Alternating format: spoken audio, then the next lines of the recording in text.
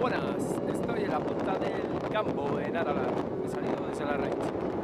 Un montecito muy bonito que, bueno, ya lo conozco, lo he hecho varias veces. Y nada, pues eso. Está muy bonitas las vistas porque en el valle hay niebla. Y la verdad que queda muy bonito. Pues nada, comer el bocata. Y como siempre, voy a ver las bonitas